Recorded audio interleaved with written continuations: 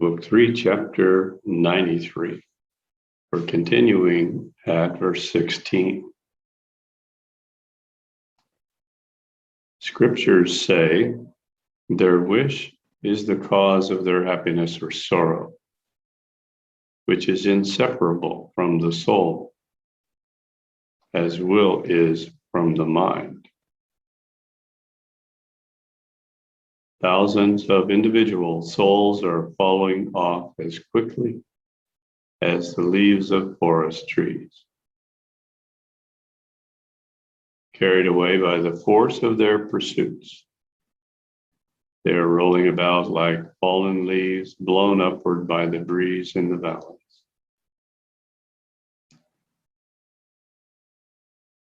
Many are brought down by their ignorance of divine consciousness, and are bound to innumerable births on this earth,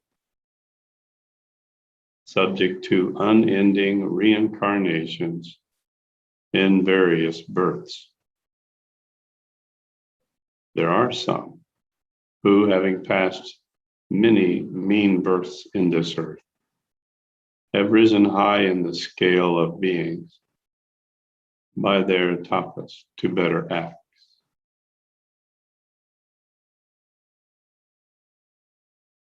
Same persons, acquainted with spirituality, have reached their state of perfection and have gone to heaven like particles of seawater carried into the air by blowing winds.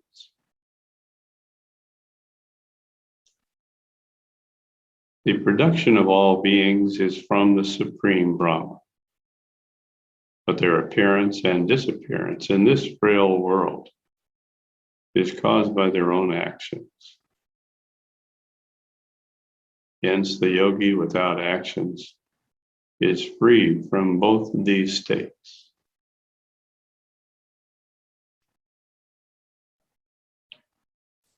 Our desires are poisonous plants, bearing the fruits of pain and disappointment. They lead us to actions filled with dangers and difficulties. These desires drive us to different countries and to distant hills and valleys in search of gain. This world, O Ram, is a jungle of withered trees and brambles. It requires the acts of reason to clear away these trees and bushes. So our minds and bodies are only plants and trees of our sorrow, which, when rooted out by the acts of reason, will grow no more as reincarnations on this earth.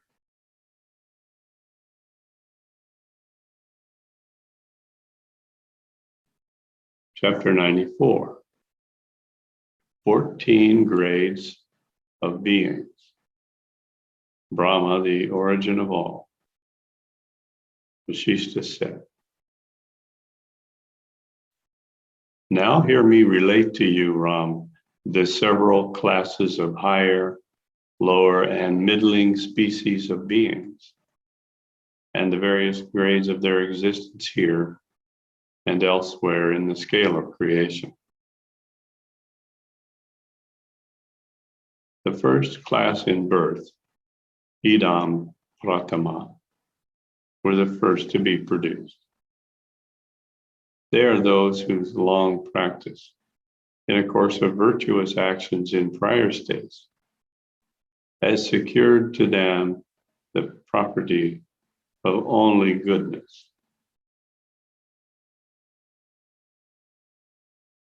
The second grade is called the state of sound qualities, Guna Vivari. This is attained by the prosperous and leads them to meritorious deeds, to the acquisition of their desired objects, and their right dealing in the affairs of the world.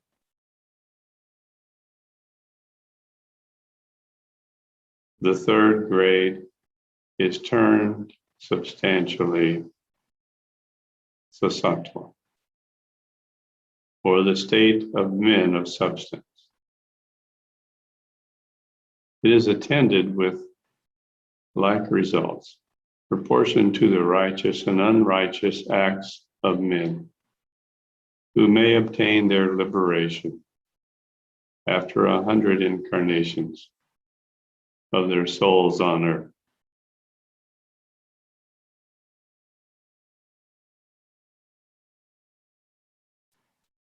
The fourth grade, Atyanta Tamasi, comprises infatuated people who are addicted to varying desires in this shameful world and come to the knowledge of truth after passing 1,000 lives in ignorance and sin and suffering the effects proportionate to their good or evil deeds. The fifth grade is composed of men of a baser nature, called Adhama Sattva by the wise, and who may possibly have their liberation after a course of numberless births in different shapes and forms. The sixth grade is composed of men involved in extreme darkness, Atyanata Tamasi, who are doubtful of their liberation, Sandiga Moksha, and continue in the vicious course of their past lives. Those who pass 2 or 3 previous births in other states are then born with the quality of gentleness, are in the seventh grade, called the gentry or rajasi. The wise say that those who remain mindful of their duties and are employed in discharge of them in this state of life are entitled to their liberation soon after death. Those among the gentry, rajasi,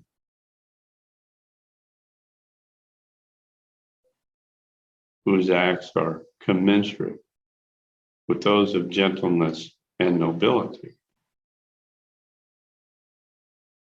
are included in the 8th class and are called nobility, Rajasattviki, and are entitled to their liberation after a few births on earth.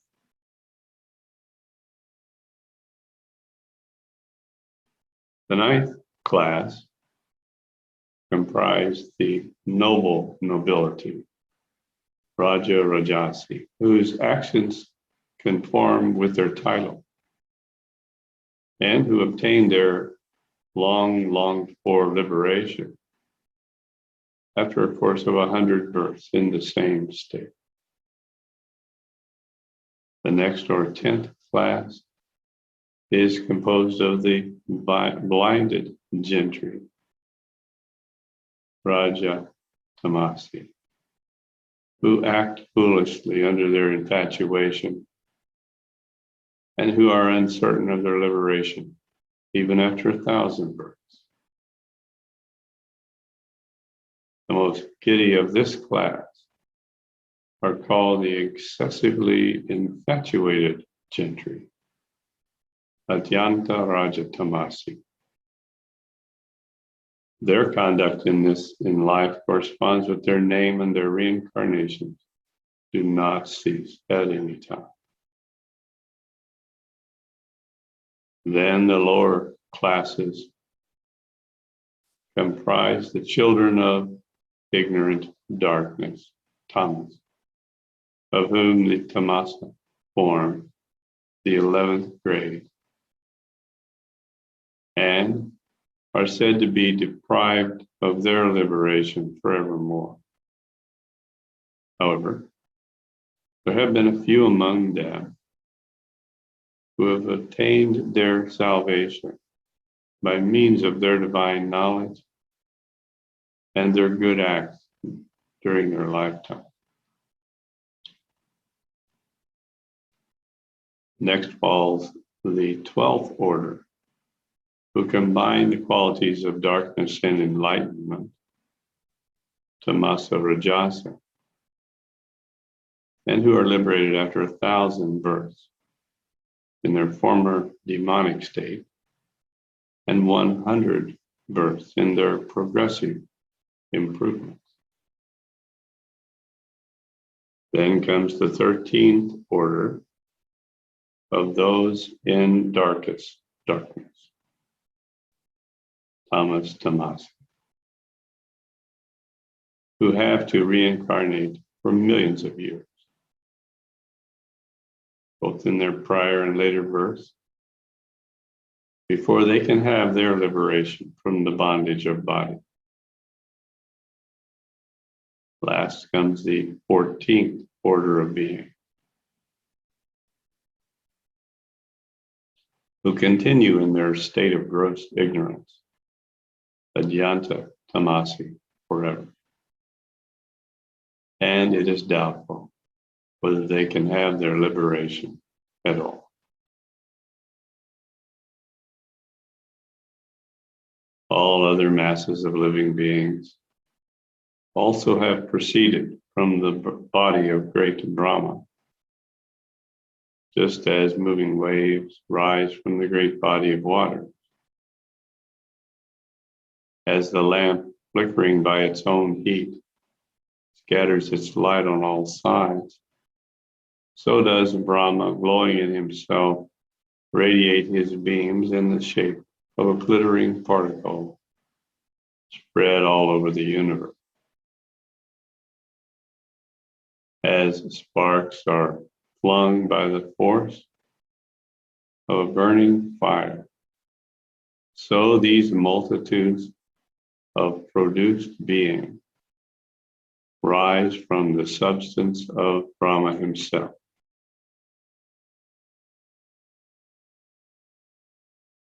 As the dust and filaments of mandara flowers fly and fill the air on all sides,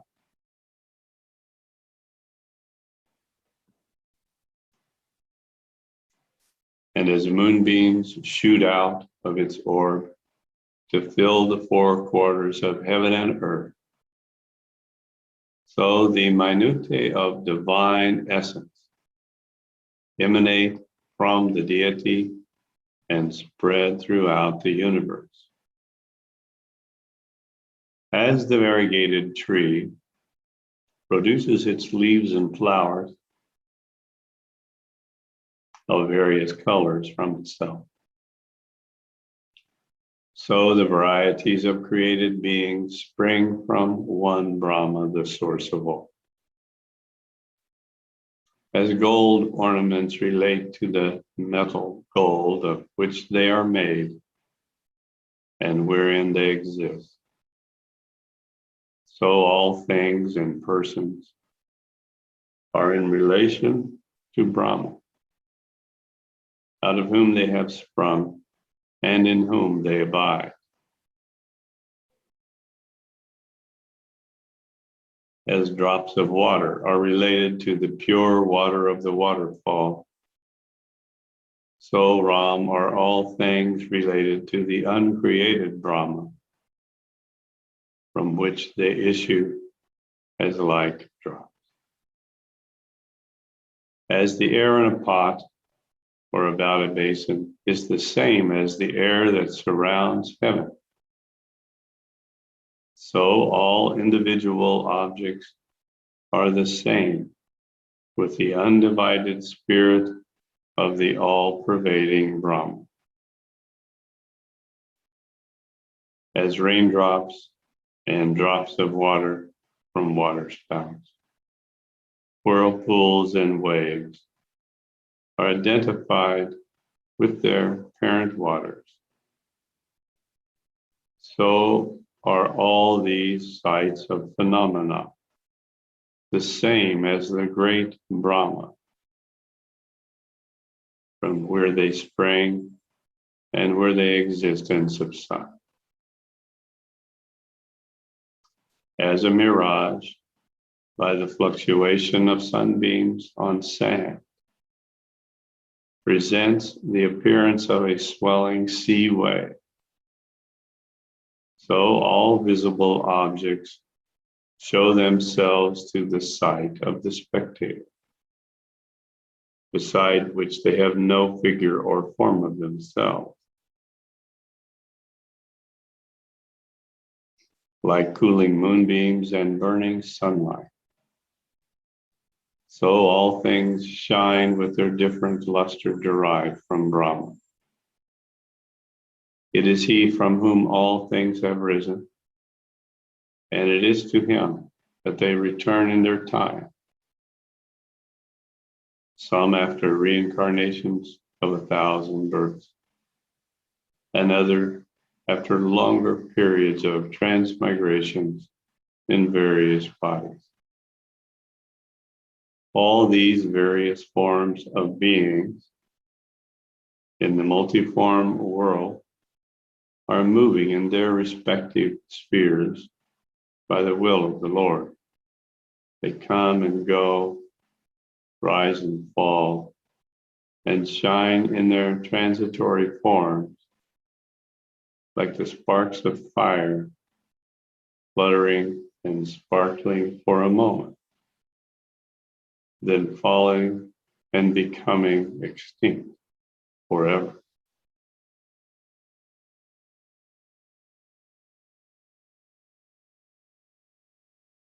Chapter 95, the identity of mind and action. Vasishtha said, there is no difference between acts and agents. They have sprung together from the same source of their creator. They are simultaneous growth of nature, like flowers in their fragrance. When human souls are freed from their desires, they are united with the supreme soul of Brahma, just like the blueness of the sky, which appears distinct to the eyes of the ignorant, is found to be joined with the clear firmament.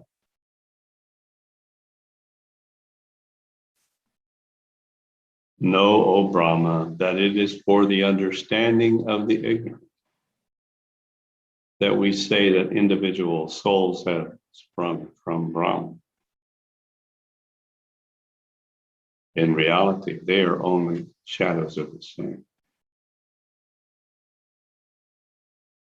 Therefore, it is not right for the enlightened to say that such and such things are produced from Brahma, when there is nothing that exists apart or separate from it. It is a mere fiction of speech. To speak of the world as creation or production. But it is difficult to explain the subject and object of the lecture without the use of such fictitious language. Hence, the language of dualist and pluralist is adopted in monotheistic doctrines as figures of speech, just as they are used in the proper language.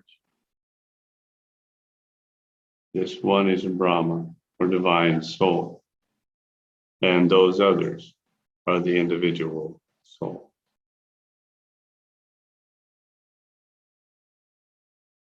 So this is an important statement that we should think about for a moment.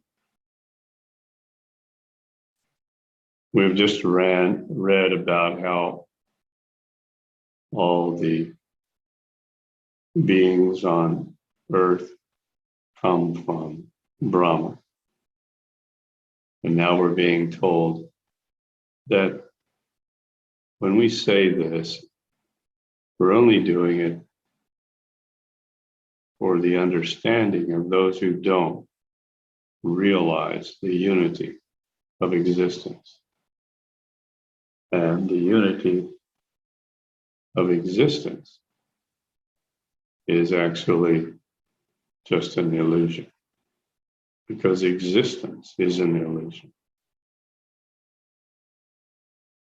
But we have to build bridges from where the people are to help them move to the supreme realization. And so we employ these figures of speech about dualism, about how there is a being known as Brahma, and there are many other beings. But in truth, we know that's not the case.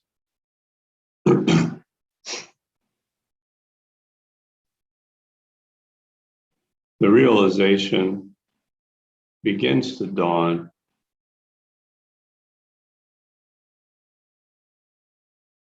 that there is only one being in this universe. Once we have progressed to a point where we can understand, but have not realized that everything is illusion. Everything is illusion.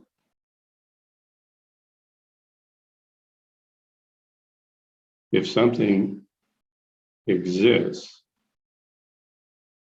it is an illusion, because nothing exists. There is only one consciousness, and that is the reality. Everything that appears to be different from the one consciousness is an illusion.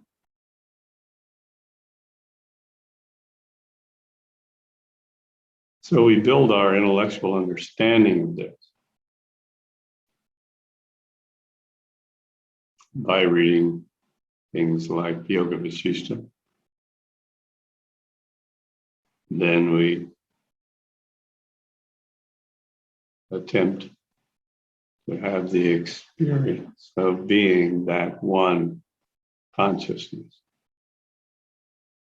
that is without a second, that is the source of all illusion.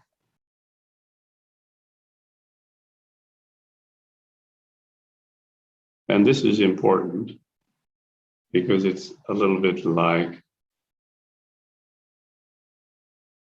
having the desire to take a trip to a distant place in your car, in your automobile.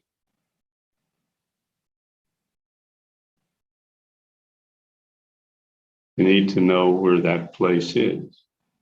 What's the map? What's the road like?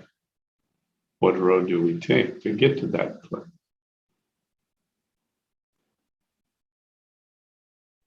And then we set out on our journey. We follow that map. The practice of driving the car and following the road, as indicated on the map, that's a totally different experience than the arrival at the place where we're going.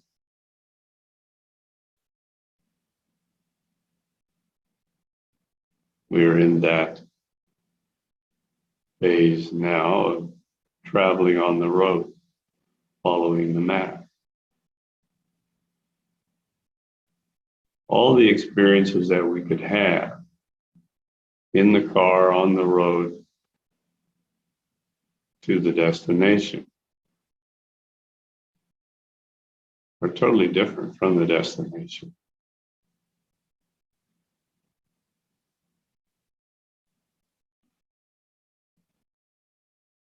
At times we may be driving along and thinking, wow, here's a beautiful place. This must look just like where we're going. But we don't know that because we haven't been there. We have no memory of it. We only have a map that leads us there. So it's all speculation, what it's like to be that supreme being of all.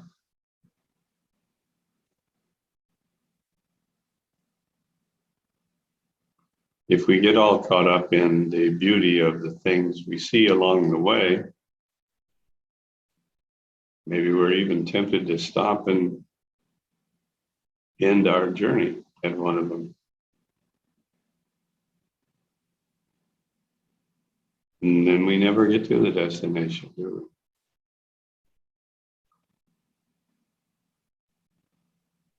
So it's important to know the road and to know descriptions of the destination. And to have some vague idea of what the destination is like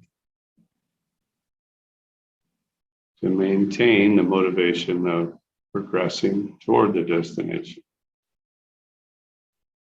And here we have to engage the driver of the car.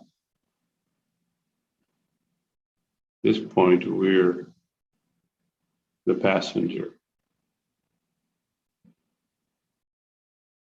We're not the driver of the car. We've given the information over to the ego, the driver of the life, the driver of the car. And then we have to carefully maintain that ego so that it will take us to our destination.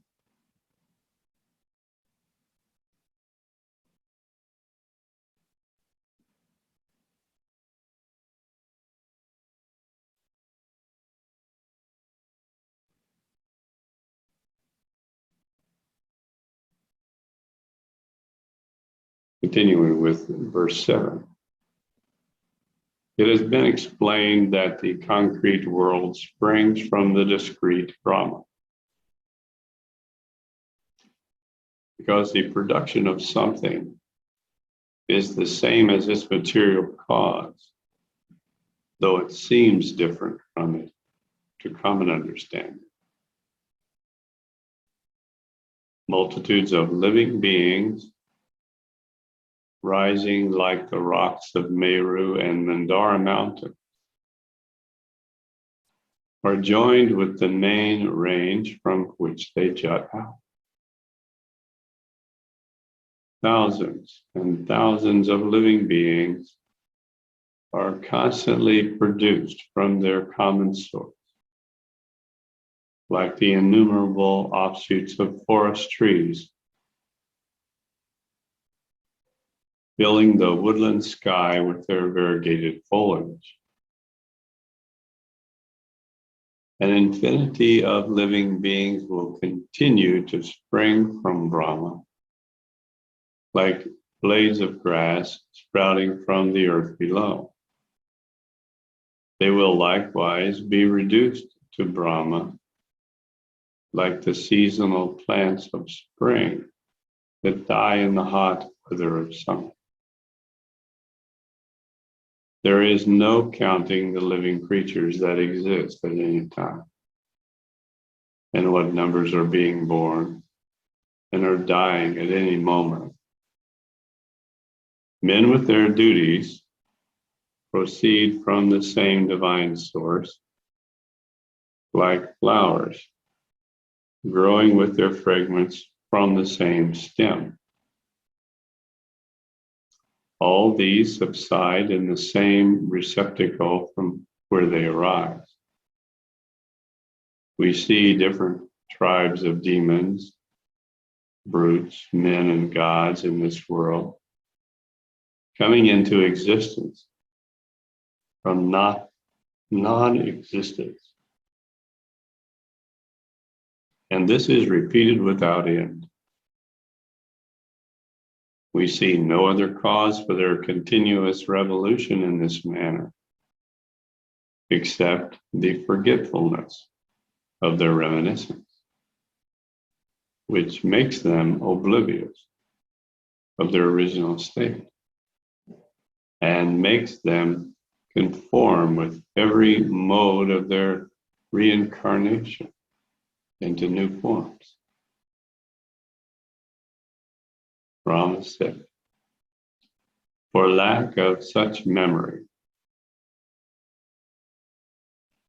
I think that obeying the dictates of the infallible scriptures promulgated by the sages and based on the authority of the Veda is the surest way for the salvation of mankind. And I reckon those men as holy and perfect,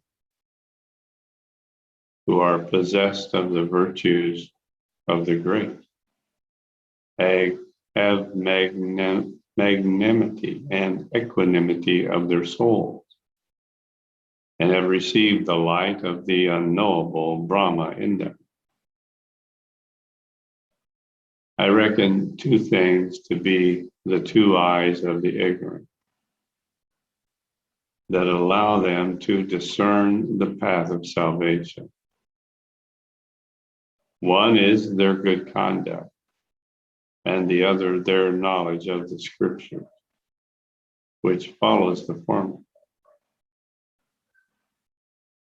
Because one who is righteous only in his conduct, but is without knowledge, is never taken into account and is slighted by all to be plunged into insignificance and misery.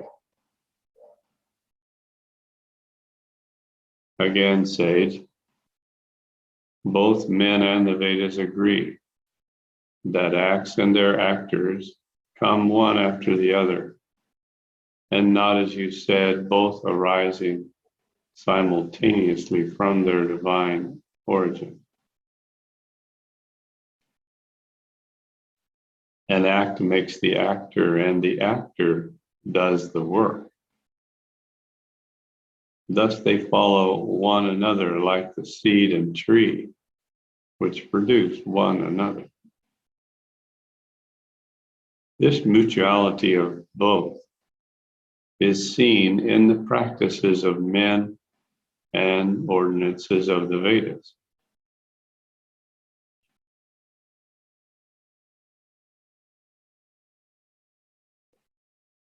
Acts are the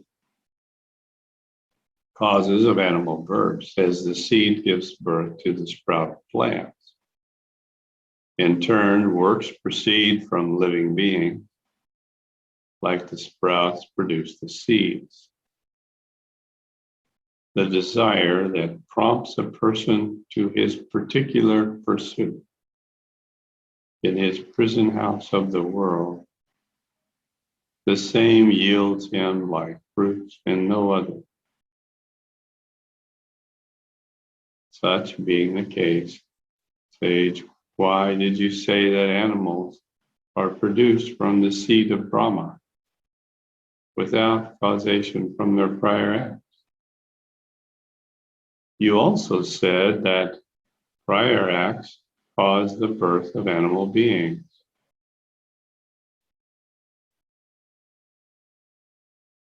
On one hand, by your position of their simultaneity, you ignored the law of antecedents and sequence of birth and action to one another. Then to say that Brahma is not the origin of actions, and that Brahma and all living beings are subject to their several actions, are self-contradictory propositions and opposed to the common sense. This question upsets the doctrine of free will.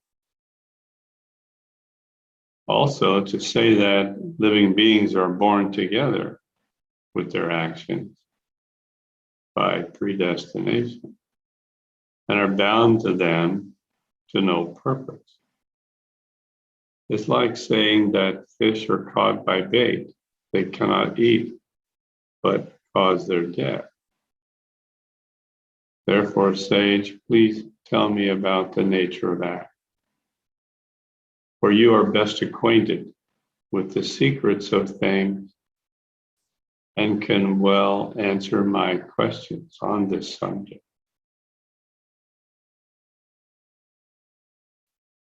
Vasishtha replied, my good Rama, you have asked well about this intricate subject. I will now explain to you in a manner that will enlighten your understanding.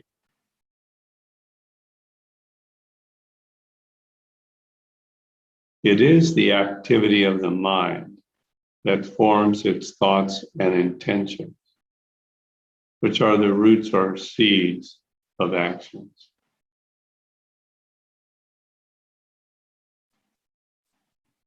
It is its passivity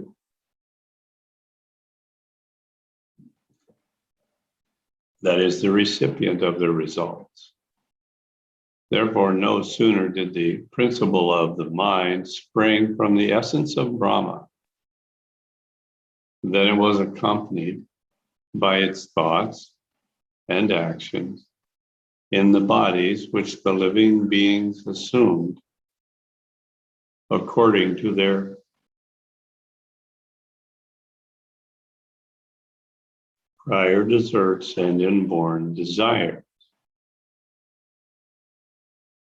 As there is no difference between the flower and its fragrance, there is no distinction between the mind and its actions, which are one and the same thing. The exertion of bodily activity is called an action, but the wise well know that action is preceded by a mental action, which is called its thought in the mind. It is possible to deny the existence of material objects like air, water, hill, and others, but it is impossible to deny the operations of our mental faculty, of which we have subjective evidence in ourselves. No deliberate action of the present or past life goes for nothing. All human actions and efforts are attended with their just results, to which they are properly directed.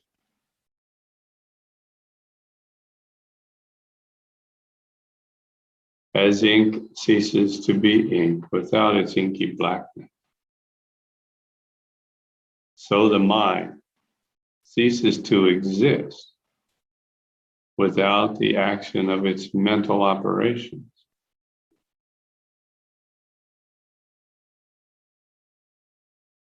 Cessation of mental activity is attended with cessation of thought, and stillness of the mind is accompanied with a cessation of action. The liberated are free from both of these, but those who are not liberated from neither.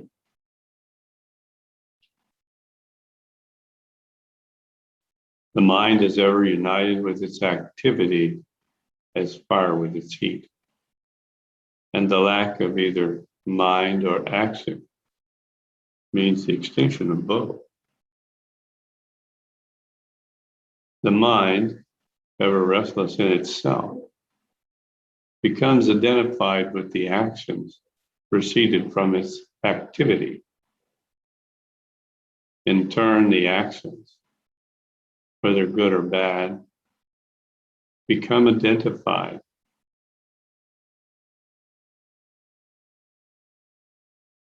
with the mind, which feels their just rewards and punishments.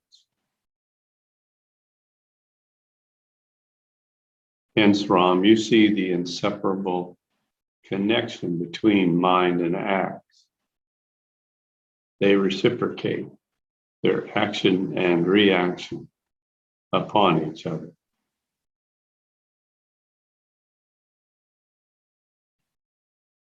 If we could think about a whirlpool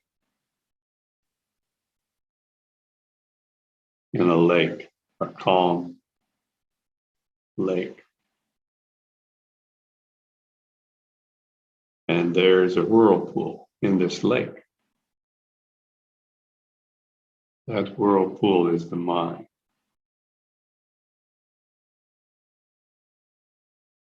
And when the whirlpool stops spinning, where did it go? It's gone. No longer exists. Only the pure, still lake exists. If something caused that whirlpool to be there in the lake, there was some stirring of the lake that created the whirlpool.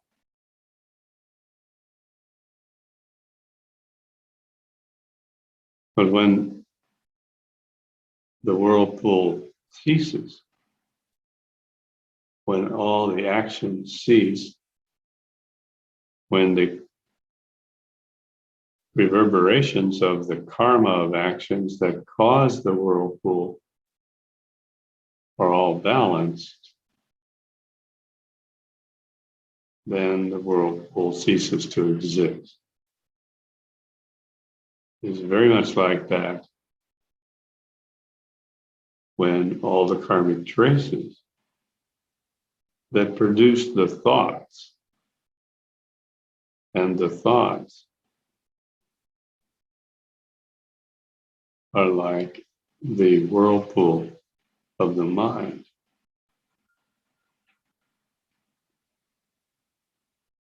We exist with the ability to think a thought. And that's all.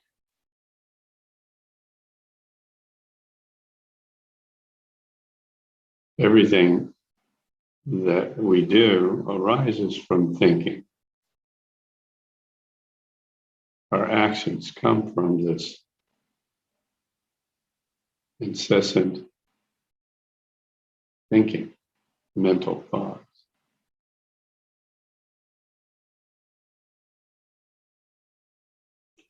But at some point, when the whirlpool has finished, when all the karmic traces are balanced, the mind just disappears.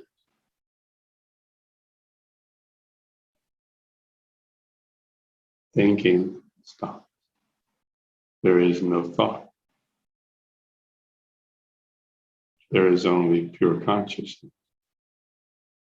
We try to move in that direction by looking for the silence that is there in the mind. You know, it's a very advanced stage on the path to liberation, self-realization. The stage in which we begin to seek a pure experience of the unity, of the oneness, of pure being. Now we're at that stage, seeking that. When we practice our meditation, we always begin by connecting with and becoming the silent with